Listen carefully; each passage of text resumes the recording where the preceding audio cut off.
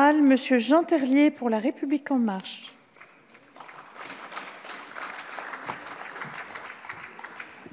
Madame la Présidente, Madame la Ministre, Monsieur le rapporteur, mes chers collègues.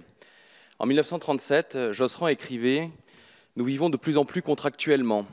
80 ans après l'avoir écrite, cette formule de cet éminent théoricien du droit des obligations demeure pertinente. Surtout si l'on met en perspective qu'il aura fallu plus d'une décennie pour que le législateur français procède au rafraîchissement de son code napoléonien. Plus de 10 ans donc pour réformer, pour moderniser notre droit des obligations et des contrats, le droit qui régit la vie quotidienne, chacun de nos actes, acheter, vendre ou encore louer. Aussi, même si certains regrettent encore le choix en 2014 du gouvernement de légiférer par voie d'ordonnance sur la plus grande réforme jamais menée du Code civil, cette réforme indispensable a eu lieu et bien plus a été globalement bien reçue. Plus encore même si du fait de la jurisprudence antérieure codifiée maintenant, il est difficile de dire si l'ordonnance innove ou consacre. Il est par contre certain que l'objectif primordial affiché de traduire en droit constant les décisions jurisprudentielles de plus de 10 ans de litige, de réflexion et de réalité des relations contractuelles et quotidiennes conflictuelles est atteint. Elle modernise notre droit des contrats et des obligations en clarifiant et en adaptant le droit à l'évolution et à la réalité nouvelle. Elle l'atteint parce qu'elle s'est construite concertation après concertation et parce qu'elle s'est appuyée surtout sur les travaux et les consultations de personnes éminemment reconnues et incontestables sur la maîtrise de sujets, habilitées à y travailler parce qu'elles connaissaient des difficultés, des vides, de l'illisibilité, des aberrations et des altérations simplement parce qu'elles pratiquaient, elles savaient de la doctrine et de la jurisprudence. Donc oui, notre discussion est seulement celle de la ratification du projet d'ordonnance. Mais cette ratification est essentielle désormais, car en l'état actuel, cette ordonnance du 10 février 2016 portant réforme du droit des contrats, du régime général et de la preuve des obligations a été prise il y a 2 ans et qu'elle est entrée en vigueur il y a déjà plus de 17 mois. Ce sont les dispositions de celle-ci qui régissent quotidien, échanges et relations d'affaires, surtout lorsqu'elles constituent désormais la base de nouveaux enseignements, de nouvelles formations des professionnels, encore que les professionnels du droit s'efforcent de s'approprier, d'appréhender et d'appliquer. Et pourtant, ces nouvelles règles n'ont qu'une valeur réglementaire. Aussi, il s'agit pour nous aujourd'hui d'aller au terme du processus.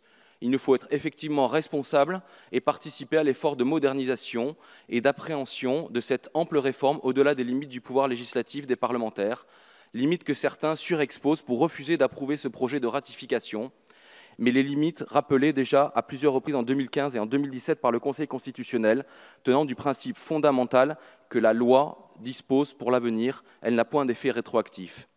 Je ne reviendrai pas sur les conclusions du premier rapporteur qui estimait que la difficulté serait plus grande encore de vouloir rediscuter des ordonnances, au risque de remettre en cause, au moment de la ratification, les grands équilibres du texte et les choix qui le déterminent. Et je préférerais donc au contraire appuyer sur la faculté qui nous est donnée de corriger les imperfections et de porter les observations naissantes des praticiens et de la jurisprudence pour rendre les dispositions de l'ordonnance plus lisibles, plus claires et plus simples quand cela a été nécessaire. Nous le savons tous ici, un texte est aujourd'hui perfectible.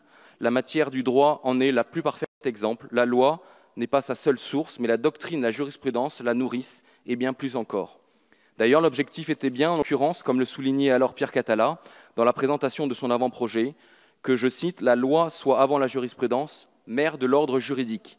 Cet objectif, comme a tenu à le rappeler notre rapporteur, est manifestement atteint, en grande partie parce que ce texte gouvernemental a su fonder sur le droit positif, la jurisprudence de la Cour de cassation et a su s'inspirer très largement de ceux qui font le droit.